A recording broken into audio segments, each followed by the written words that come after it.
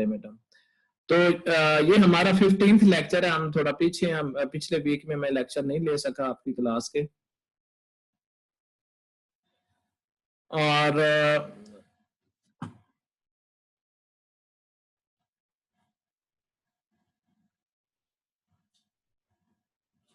आज हम डिस्कस करेंगे मैग्नेटिक फील्ड्स इन मैटर।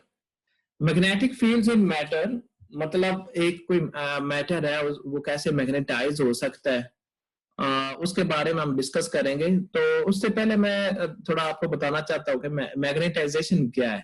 अगर मैग्नेटाइजेशन का पता होगा फिर हम आगे अच्छी तरह अंडरस्टैंड कर पाएंगे। मैग्नेटाइजेशन और magnetic polarisation is a vector field that expresses the density of a permanent या फिर induced magnetic dipole moment in a magnetic material। ठीक है। अच्छा, ये जो मैग्नेटाइजेशन, इसकी दोबारा ये सुने कि मैग्नेटाइजेशन या मैग्नेटिक पोलराइजेशन भी इसे कहते हैं। ये क्या चीज है? ये एक ऐसी वेक्टर फील्ड है जो एक्सप्रेस करती है density of a permanent magnetic dipole moment. Permanent magnetic dipole moment की डेंसिटी के बारे में हमें बताती है, या फिर इंड्यूस्ड मैग्नेटिक डाइपोल मोमेंट की डेंसिटी हमें बताती है किसी भी मैग्नेटिक मटेरियल में। ये जो है मतलब ये कैसे मैग्नेटिक डाइपोल मोमेंट इंड्यूस कैसे हो जाते हैं, या उसमें मैग्नेटिक प्रॉपर्टी मटेरियल में आ किस तरह जाती है। ये लास्ट लेक्चर में जो पीछे लेक्चर्स हुए हैं उनमें हमने ये बात डिस्कस की थी कि जब कोई चार्ज पार्टिकल मैग्नेटिक फील्ड में मूव करता है, मैग्नेटिक फील्ड में किसी चार्ज पार्टिकल के मोशन की वजह से क्या होता है कि उसमें एक मैग्नेटिक इफेक्ट आ जाता है। वो इफेक्ट किस वजह से होता है? एक तो हम कह सकते हैं कि spin and orbital motions of the charge particle in an atom. ठीक है, कोई भी हम अगर मैक्रोस्कोपिकली बात करें तो वहां पे हर एक एटम जो है वो इलेक्ट्रॉन से मिलकर बना हुआ है। ठीक है, उसमें प्रोटॉन्स भी हैं, उसमें न्यूट्रॉन्स भी हैं, उसके और डिफरेंट क्वार्क्स हो सकते हैं, बल्कि हैं। तो उनकी जो हमने एक केस डिस्कस किया था कि मिसाल के तौर पर एक इलेक्ट्रॉन है या एक पॉजिटिव, फॉर एग्जांपल एक पॉजिटिव चार्ज ले लेते हैं, वही केस लेते हैं जो हमने डिस्कस किया था। उसमें हमने ये कहा था कि अगर एक पॉजिटिव चार्ज है वो मूव कर रहा है इन अ मैग्नेटिक फील्ड, तो क्या होगा? उसके ऊपर वो अप्लाइड मैग्नेटिक फील्ड एक फोर्स लगाएगी, जिसकी वजह से हम कह रहे थे कि वो एक सर्कल में मूव करना शुरू कर देगा। अगर हम ऐसी एग्जांपल लें, जैसे कि हम एग्जांपल ले सकते हैं इलेक्ट्रॉन की, कि इलेक्ट्रॉन एक सर्कल में मूव कर रहा है, उसके ऊपर मैग्नेटिक फोर्स लग रही है, तो हम ये कहते हैं कि एक ऑर्बिट में जो इलेक्ट्रॉन जो मूव कर रहे हैं, they work as a magnetic dipole. ठीक है, पहले हमने ये देखा था spin and orbital motions are responsible for the phenomena of magnetisation. Material की मैग्नेटाइजेशन का जो फिनोमेना अक्कर होता है वो किसकी वजह से होता है? स्पिन एंड ऑर्बिटल मोशंस की वजह से। सेकंड हमने ये देखा कि जो इलेक्ट्रॉन्स के ऑर्बिट्स हैं, they work as a magnetic dipole. ठीक है।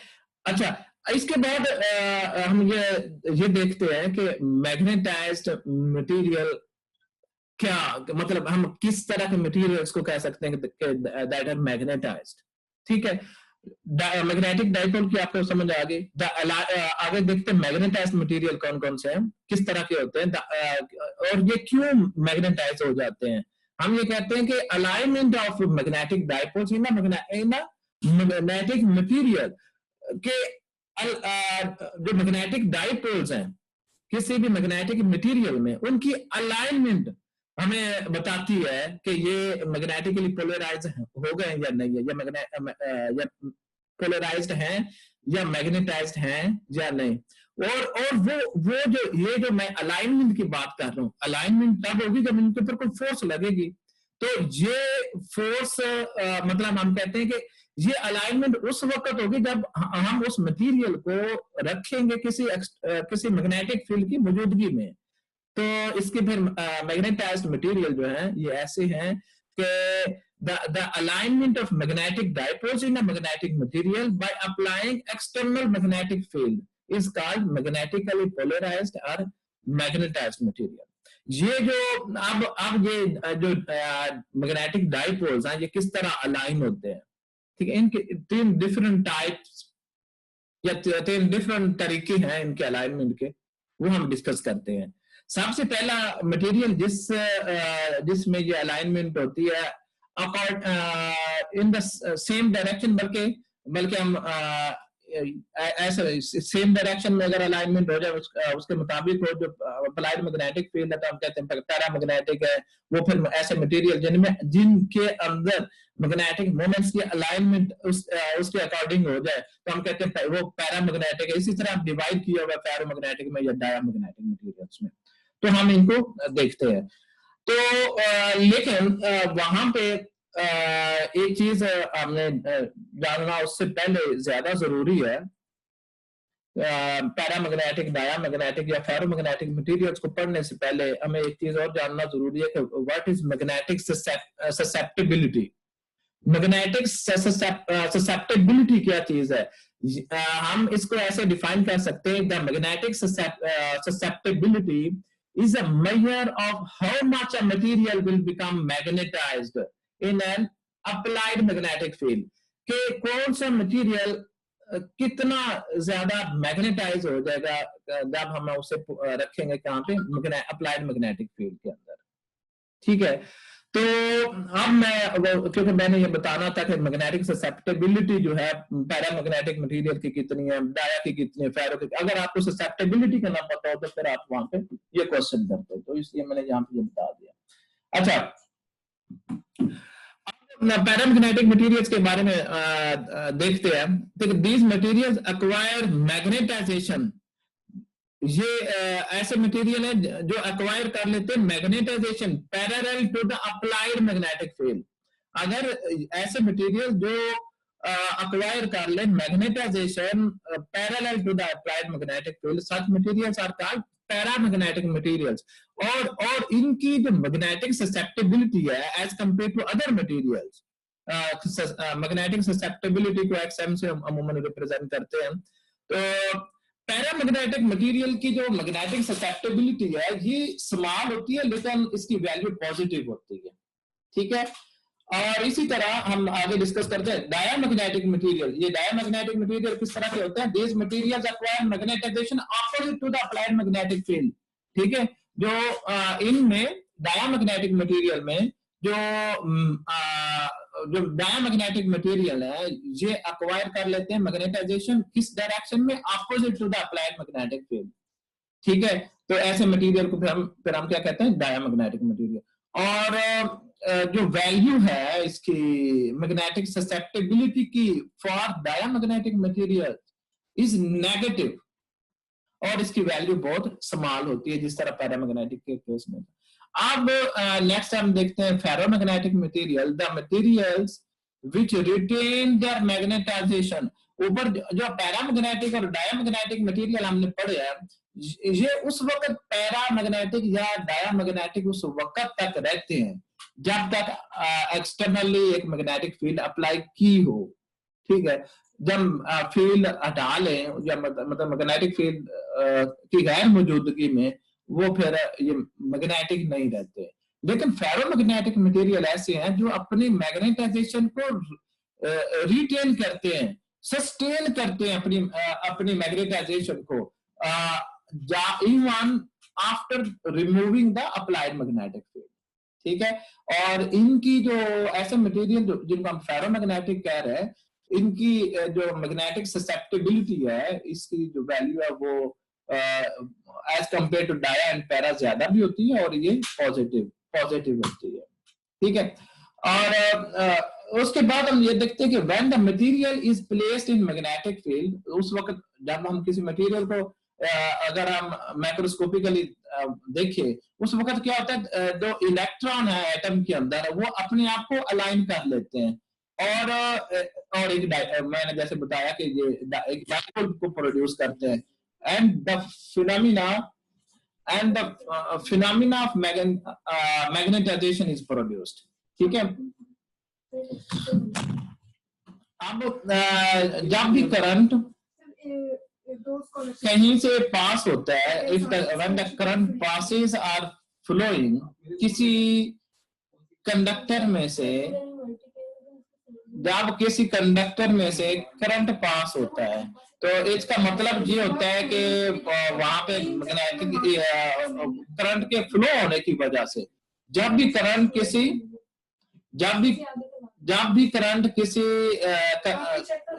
उस कंडक्टर में पास होता है, in the presence of external magnetic field, in the presence of external magnetic field, तो क्या होता है वहां पे चार्जेस की मोशन की वजह से उसकी सराउंडिंग में, उसकी विसिनिटी में मैग्नेटिक फील्ड पैदा हो जाता है। ये जो मैग्नेटिक फील्ड पैदा होता है, दैट मैग्नेटिक फील्ड इंक्रीजेस, जो आप पैरो लगा उसका मतलब है increases, so the magnetization also increases. ठीक है। अच्छा, जो पैरामैग्नेटिज्म है ये यूनिवर्सल फिनोमिना, ये तकरीबन हर एक मटेरियल में ये फिनोमिना अकर होता है। और जो है ना पॉलीज एक्सक्लूजन प्रिंसिपल आपने पढ़ा हुआ होगा, अगर नहीं पढ़ा तो ये आपने पढ़ना है खुद से। वो ये कहता है कि कोई कभी भी दो मटेरियल की बजाय यहाँ पे मुझे लिखना चाहिए था कि इलेक्ट्रॉन, आपने पहले क्योंकि इलेक्ट्रॉन्स के लिए पढ़ा हुआ है पॉलीज एक्सक्लूजन प्रिंसिपल के दो पार्टिकल, कोई से भी दो पार्टिकल किसी एक टाइम में उनका क्वांटम नंबर सेम नहीं हो सकता। अब क्वांटम नंबर क्या चीज है, पॉलीज एक्सक्लूजन प्रिंसिपल क्या, ये आप पहले पढ़ चुके हैं। ठीक है। हाँ, और इसके बाद जो हमने ये देखना है कि torque and forces on magnetic dipole, magnetic dipole के ऊपर जो टॉर्क या जो फोर्सेस लगती हैं वो क्या है, वो हमें अभी देखना होगा। लेकिन चूंकि मैंने ये आपको ये लेक्चर पहले पढ़ाया है कि किसी करंट कैरिंग लूप जो कि हमने उस वक्त लिया था कि एक रेक्टेंगुलर लूप है, रेक्टेंगुलर लूप हमने लिया था, हमने कहा था कि उसको हमने मैग्नेटिक फील्ड के अंदर रखा हुआ है और मैग्नेटिक फील्ड इस डायरेक्शन में है, जिस तरह ये फिगर में शो किया हुआ है। तो उस वक्त मैंने ये कहा था कि जब करंट पास होगा इस कंडक्टिंग लूप में से, तो क्या होगा भला, इस करंट कैरिंग कंडक्टिंग लूप के ऊपर मैग्नेटिक फोर्स लगेगी। ठीक है। अब उस फोर्स की वजह से दो साइड्स ऐसी थी जहां पे हमने ये कहा था कि वो फोर्सेस एक दूसरे के साथ कैंसल आउट हो जाती हैं। ठीक है। एक दूसरे को इक्वल और अपोजिट होने की वजह से आप वो अपना वो उसको करें, रिवाइज करें, तो आपको मैंने ये लेक्चर जानबूझ के यहाँ पे ये स्लाइड लगाई है ताकि आपको वो पिछला याद आ जाए कि हमने पढ़ा था। ठीक है। और जो आज हमने टॉर्क के लिए रिलेशन फाइंड करना है वो तकरीबन यही है, जस्ट टर्म्स जो है वो डिफरेंट यूज की हुई है। ठीक है। अच्छा, उसके बाद हमने ये देखा था कि जो टॉर्क है, torque was finally acquired IAB। ए क्या चीज था, एरिया ऑफ द रेक्टेंगल था। उसके बाद मैंने कहा था कि अगर इस रेक्टेंगल को हम ऊपर वाली साइड से देखें तो ये हमें एक राड की फॉर्म में नजर आएगा और उसके ऊपर दो फोर्सेस लग रही होंगी, F2 और F4। मतलब F2 ये वाली इस साइड के ऊपर फोर्स लग रही होगी और इस साइड के ऊपर फोर्स लग रही है, लेकिन ये दोनों फोर्सेस एक दूसरे के अपोजिट डायरेक्शन में होंगी।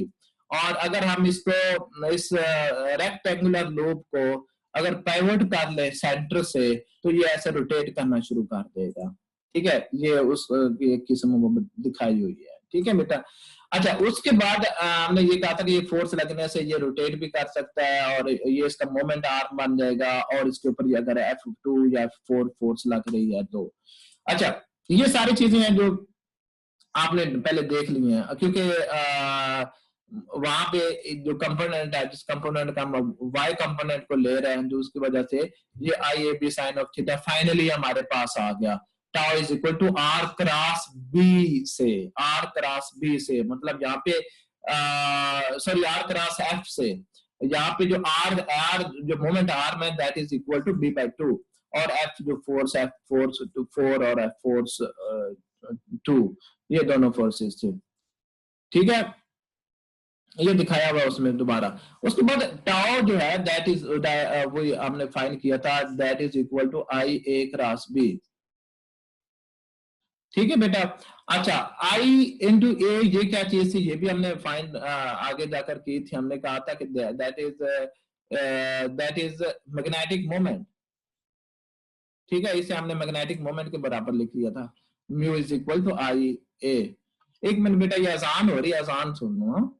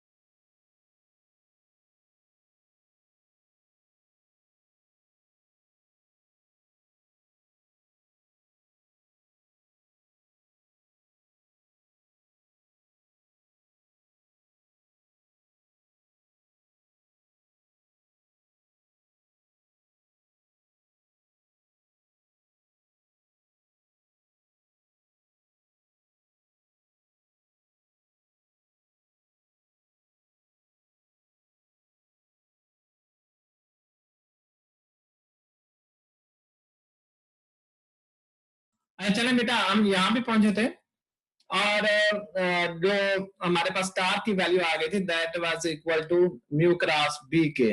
और ये कहां से इक्वेशन आई है, ये इस इक्वेशन से, यहाँ यहाँ पे हम पहुंचे हुए थे। ठीक है, I A B sine of theta, इसको हमने लिखा था आई ए क्रॉस बी। ठीक है,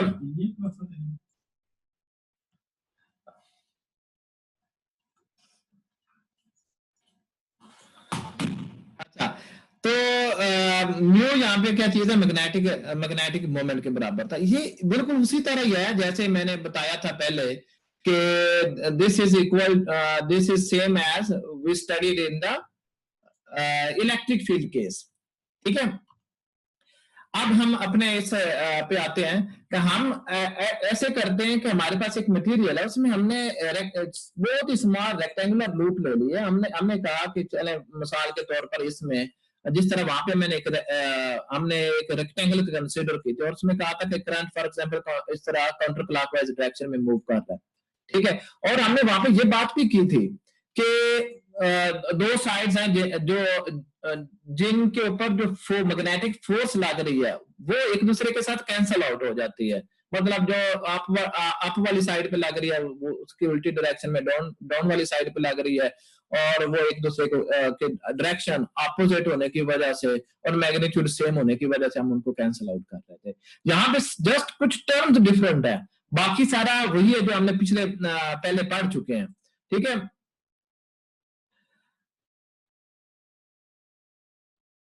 अच्छा, तो इस तरह है कि ये हमने इस मटेरियल को डिवाइड कर लिया, और अगर हम इसमें देखें कि मिसाल के तौर पर एक एटम है, एक एटम के अराउंड, मिसाल दे रहा हूं, मिसाल के तौर पर सिर्फ अगर एक ही इलेक्ट्रॉन रिवॉल्व कर रहा है, एक ही ऑर्बिट है, फिर क्या हम कह सकते हैं कि जो मैग्नेटिक मोमेंट है, सम ऑफ द मैग्नेटिक मोमेंट्स, बल्कि मुझे ये कहना सम ऑफ द मैग्नेटिक मोमेंट्स के बजाय मैं ये कहता हूं कि जो इनसाइड जो इस मटेरियल के साइड्स हैं उनका जो वो जो अलाइन होंगे मैग्नेटिक उनके मैग्नेटिक डायपोल जो अलाइन होंगे, ठीक है, वो अलाइनमेंट ऐसी होगी, मतलब हम कह सकते हैं कि दैट कैन बी रैंडम, और उस रैंडम और अपोजिट डायरेक्शन में होने की वजह से वो एक दूसरे के इफेक्ट को कैंसिल आउट कर देगा। फाइनली होगा क्या, फाइनली हम ये कह सकते हैं कि वो जो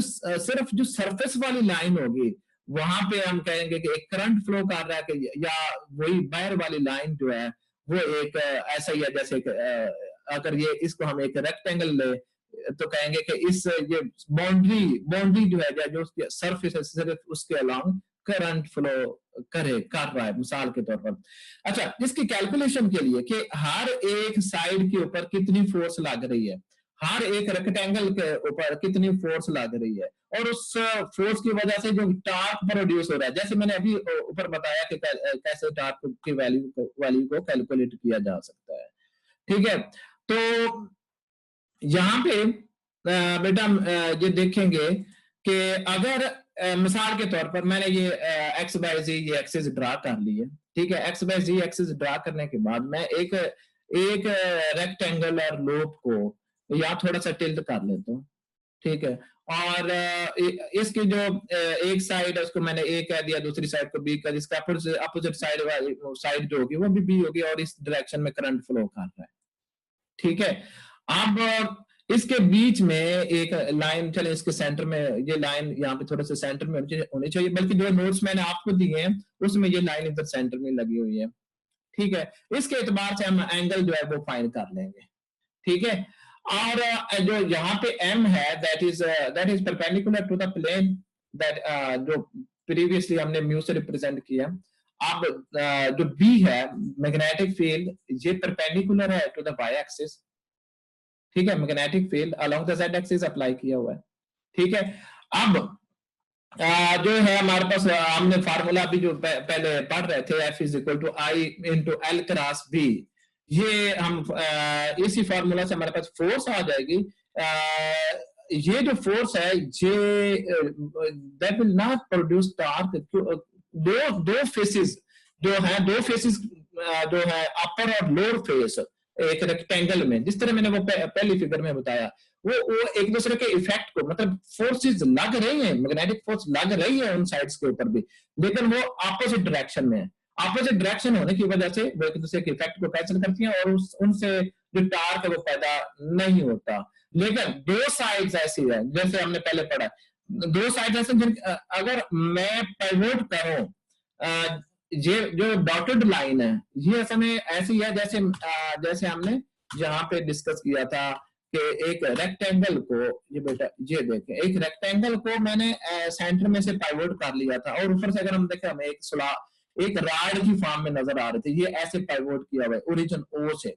तो हम देख लेंगे कि जहां से लेके जहां तक का डिस्टेंस हमें पता है, और इसके ऊपर जो फोर्स लग रही है वो हमें पता है। हम दोबारा उसी स्लाइड पे आते हैं।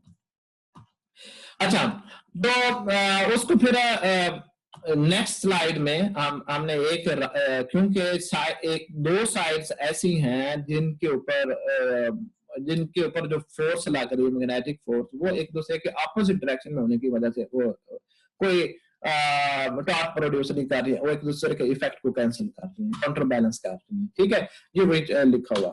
अच्छा, उसके बाद हम यहाँ पे टार्क को रिप्रेजेंट किया हुआ है एन से, कैपिटल एन से टार्क को रिप्रेजेंट किया हुआ है। और ये बात देखिए कि एन जो है, जिस तरह हमने I A B sine of theta वहां पे पढ़ा था, वहां पे एक साइड जब एक मिनट मैं आपको दोबारा दिखाता हूँ एक दफा, ताकि ये चीज को हम कैसे रिलेट करेंगे। यहाँ पे जिस तरह हमने ये पढ़ा था F2 is equal to I into A क्या चीज है, वो साइड है। साइड का मतलब क्या, साइड का क्या मतलब, साइड का मतलब है कि उसकी एक साइड, मतलब ए को हमने रिप्रेजेंट किया था, ए इज द लेंथ, ठीक है, ए जो लेंथ थी, और उसको मल्टीप्लाई किसके साथ किया, ए लेंथ है उसके पाइवोट से लेके एक साइड तक का डिस्टेंस, ठीक है। आई क्या चीज है, जो करंट उसमें फ्लो कर रहा है। बी क्या चीज है, जो अप्लाइड मैग्नेटिक फील्ड है, ठीक है। जहां पे देखें जो अभी हम देख रहे हैं, दैट इज वेरी सिमिलर।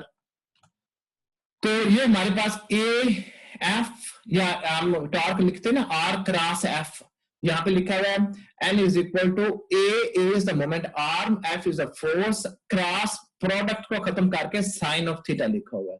और जो टॉर्क प्रोड्यूस होगा that will B produce in the x direction, ठीक है। अगर हम यहाँ पे ये लिखेंगे, जो क्यों ये बताया हुआ है कि क्योंकि टार्क को हम R F sine of theta लिख सकते हैं, और एफ यहाँ पे क्या चीज है, F is equal to I B, B जहाँ पे पिछले लेक्चर में हमने इसको ए से रिप्रेजेंट किया था, और अब हम इसको बी से रिप्रेजेंट कर रहे हैं। बी से क्यों रिप्रेजेंट कर रहे हैं, क्योंकि हमने ये जो साइड है, इस साइड को हमने बी के इक्वल इस फिगर में लिया हुआ है, ठीक है क्या। अच्छा, फाइनली ये क्योंकि ये एरिया के बराबर आ जाएगा, उसमें फिर हम जब टार्क के साथ इसको मल्टीप्लाई करेंगे, L and B are perpendicular और साइन 91 के बराबर होता है। ये बातें वही बताई हुई हैं ताकि ये कैसे ड्राइव होगा। और एफ जो है ये फाइनली हमारे पास I L B sine of theta आ जाएगा, और sine 90 that will be equal to I B, B के बराबर आ जाएगा, small B into capital B. Capital B magnetic field और बी इज अ साइड, या हम कह सकते हैं कि चलिए साइड ही कह लें, साइड ऑफ द रेक्टेंगल, ठीक है। तो टार्क की हमारे पास वैल्यू क्या आ जाएगी, I A B B sine of theta along X axis, और जो ए बी है this are the sides of the rectangle, और इसको फिर हम कह सकते हैं दोनों साइड्स को मल्टीप्लाई किया हुआ, तो हम इसकी जगह पे एरिया लिख सकते हैं, area is equal to A into B, ठीक है। और नेक्स्ट मैं ये लिखता हूं कि आई ए, जो कि मैंने पिछले लेक्चर में भी बताया था, that is equal to I into A, that is equal to magnetic dipole moment, ठीक है। तो मैग्नेटिक डाइपोल मोमेंट को वहां पे हमने म्यू से रिप्रेजेंट किया था, और यहाँ पे हम रिप्रेजेंट कर रहे हैं मैग्नेटिक डाइपोल मोमेंट को स्मॉल एम से रिप्रेजेंट करते हैं। और क्योंकि ये साइन ऑफ थीटा है, तो साइन ऑफ थीटा को खत्म करके हम एम क्रॉस बी लिख सकते हैं, ठीक है। एम और जो बी है ये अब क्योंकि वो जो था हमारे पास torque is along the X axis, इसका मतलब ये है कि बी और एम आपस में परपेंडिकुलर है। परपेंडिकुलर का मतलब एम बी एक्स डायरेक्शन में नहीं है और बी भी एक्स डायरेक्शन में नहीं है, मतलब ये दोनों आपस में परपेंडिकुलर है, ठीक है। मतलब M and B both are perpendicular to the X, ठीक है। और इलेक्ट्रिक फील्ड के केस में जिस तरह वहां में मैंने रिलेट किया था कि इलेक्ट्रिक फील्ड के केस में जो टार्क है that would be equal to P cross E, P was the electric dipole moment, और ये वहां पे क्या था, इलेक्ट्रिक फील्ड था, ठीक है। बेटा यहाँ पे मैं आपको ये एक असाइनमेंट देना चाह रहा हूँ, है तो ये आपके सिलेबस में पॉली एक्सक्लूजन प्रिंसिपल नहीं है, क्योंकि आज हमने ये पढ़ा है, तो बेहतर है कि इसको आप एक नजर देख लें, ठीक है। इसी तरह क्वांटम नंबर इस सिलेबस इस कोर्स में नहीं है, लेकिन आप देख लें, ठीक है। देखने का मतलब है कि आपने मुझे लिख के ये जमा भी करवानी है, अगर आप जमा नहीं करवाएंगे इट मींस आप पढ़ेंगे नहीं, ठीक है। Thank you very much. ये था बेटा आज का लेक्चर, अगर कोई क्वेश्चन है तो प्लीज पूछे, मैसेज करें, क्योंकि ये ना टाइम आउट हो जाता है इसका जूम का, तो बेटा कोई क्वेश्चन है तो वो क्विकली पूछे।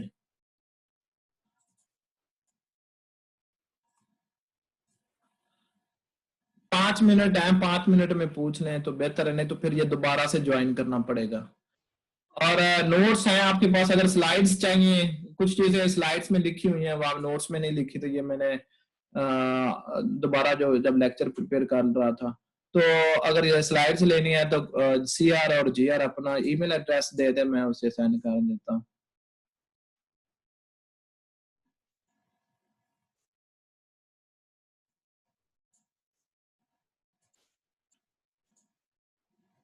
असाइनमेंट बेटा आप अब मुझे नहीं पता कि आप कब तक लिख सकते हैं, कोशिश करें नेक्स्ट लेक्चर तक कर लें, ठीक है? नेक्स्ट लेक्चर तक बेटा जमा करवा दें, ठीक है?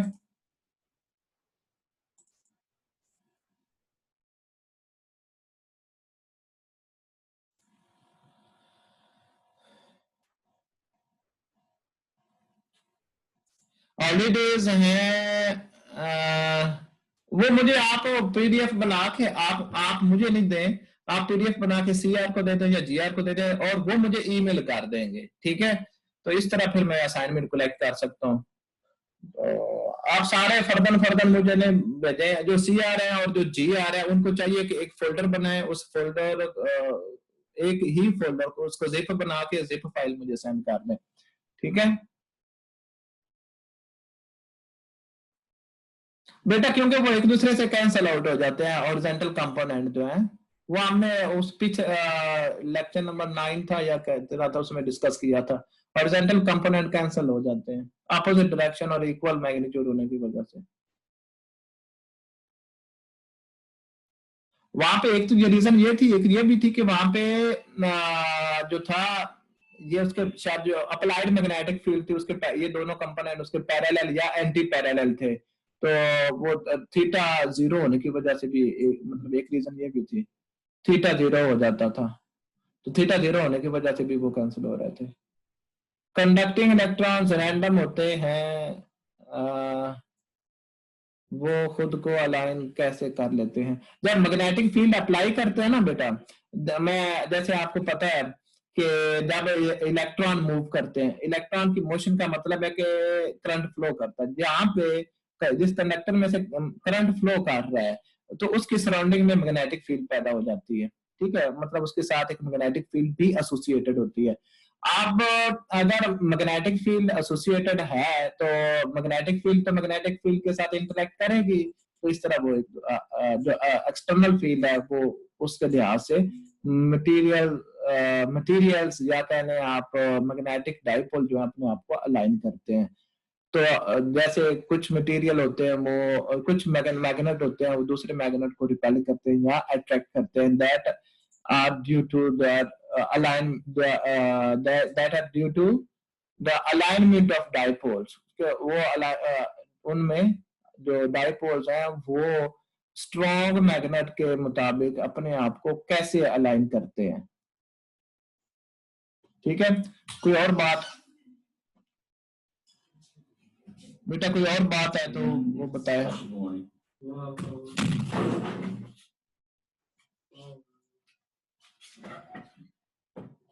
बेटा कोई क्वेश्चन है तो पूछें।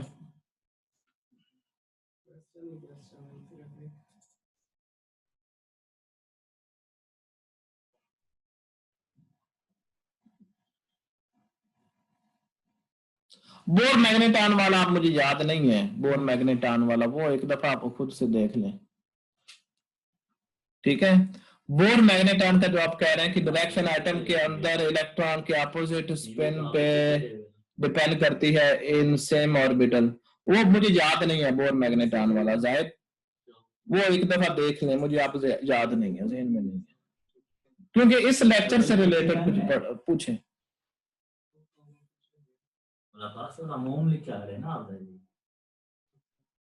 ठीक है चलें, ठीक है बेटा, ये जूम बंद हो रहा है खुद ब खुद। अल्लाह हाफिज, अल्लाह हाफिज, अल्लाह हाफिज। ये मैं चैट सेव कर लूँ ताकि आपकी अटेंडेंस हो जाए। ठीक है बेटा, ओके ओके, अल्लाह हाफिज।